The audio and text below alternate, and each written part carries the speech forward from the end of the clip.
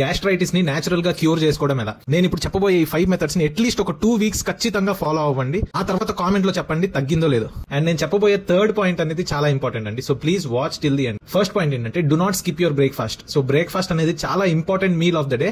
And మీరు breakfast morning 10 లోపు తినాలండి. సో చాలా మంది ఆడవాళ్ళు ఇంట్లో వాళ్ళకి పనులు ఉంటాయని చెప్పేసి అదని ఇదని మధ్యాహ్నం 11-12 దాకా బ్రేక్ఫాస్ట్ చేయకుండా ఉంటారు. మళ్ళీ సాయంత్రం వచ్చి గ్యాస్ వస్తుంది సార్ అని మా దగ్గరకు వస్తారు.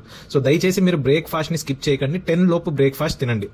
సెకండ్ పాయింట్ ఏంటంటే తినేటప్పుడు ఎక్కువ వాటర్ తాగొద్దు. సో చాలా మందికి ఇది అలవాటు అండి.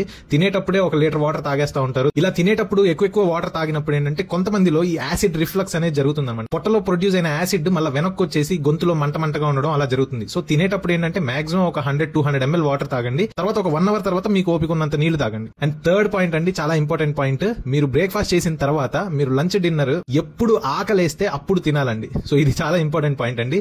చాలా మంది 2 అయింది తినేద్దామని చెప్పేసి ఆకలి వేసినా అయిపోయినా క్యారేజ్ ఓపెన్ చేసేసి ఏంటి నాకు ఆకలి వేయట్లేదు నేను తినలేకపోతున్నానని చెప్పేసి ఫీల్ అయిపోతా ఉంటారు. సో బ్రేక్ఫాస్ట్ చేసిన తర్వాత చాలా మందికి ఏంటంటే ఈ డైజెషన్ అనేది లేకపోతే ఈ గ్యాస్ట్రోఇంటెస్టైనల్ మొటిలిటీ అనేది ఒకే స్పీడ్ గా జరగదు. కొంతమందికి ఫాస్ట్ గా ఆకలేస్తుంది, కొంతమంది స్లోగా ఆకలేస్తుంది. సో కాబట్టి ఇలా టైం బేస్డ్ గా తినకూడదండి. ఇది ఆఫ్టర్నూన్ తినేది. బ్రేక్ఫాస్ట్ అనేది డెఫినెట్ గా 10 లోపే తినాలి, కానీ లంచ్ అనేది మాత్రం ఆకలి వేసినప్పుడే తినండి. తర్వాత ఫోర్త్ పాయింట్ ఏంటంటే తిన్న తర్వాత ఇమీడియట్ గా పడుకోవద్దు. సో తిన్న తర్వాత లయింగ్ డౌన్ పొజిషన్ అంటే ఇలా ఫ్లాట్ గా పడుకుంటే ఏమైందంటే ఆ పొట్టలో ప్రొడ్యూస్ అయిన యాసిడ్ మళ్ళీ వెనక్కి వచ్చేసే ఛాన్సెస్ ఉంటాయి అనమాట. So do not lie down immediately after eating అనమాట. సో డిన్నర్ కూడా మనం తినగానే పడుకోకూడదండి. సో అట్లీస్ట్ ఒక 10-15 మినిట్స్ అలా వాకింగ్ చేయడమో ఏదో ఒకటి చేయాలి. అప్పుడే ఏంటంటే మనం తిన్నది స్లోగా స్టమక్ లో నుంచి ఇంటెస్టైన్ లోకి డియోడినం లోకి వెళ్లడం ద్వారా మనకి యాసిడ్ రిఫ్లెక్స్ అనేది తగ్గుతుంది అనమాట. అండ్ ఫిఫ్త్ పాయింట్ అండి, మీరు టీలు కాఫీలు ఎక్కువ తాగొద్దు. Daily 1 or 2 is acceptable. కానీ ఇలా టీలు కాఫీలు ఎక్కువ తాగే వాళ్ళకి కూడా గ్యాస్ వస్తుంది. ఎందుకంటే ఈ టీ కాఫీలు మన కడుపులో ఎక్కువ యాసిడ్ ప్రొడ్యూస్ అవడానికి స్టిమ్యులేట్ చేస్తాయండి. సో కాబట్టి ఏంటంటే తినకుండా టీలు తాగుతూ ఉంటారు చాలా మంది.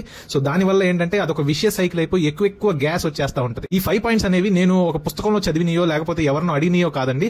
నా ఓన్ ప్రాక్టీస్ లో నేను పేషెంట్స్ లో అబ్జర్వ్ చేసింది, వాళ్ళలో ట్రయల్ అండ్ ఎర్రర్ మెథడ్ ద్వారా నేను తెలుసుకున్న మెథడ్స్ అండి ఇవి. దయచేసి ఈ మెథడ్ ఫాలో అయ్యి చూడండి. తగ్గకపోతే కనుక నాకు కామెంట్ లో చెప్పండి. అట్లీస్ట్ ఒక 2 వీక్స్ నేను చెప్పినట్టుగా మీరు ఫాలో అవ్వండి. డెఫినెట్ గా అండి మీ బాడీలో మీరు మార్పు చూస్తూ ఉంటారు. మీ గ్యాస్ అనేది తగ్గకపోతే అప్పుడు నన్ను అడగండి.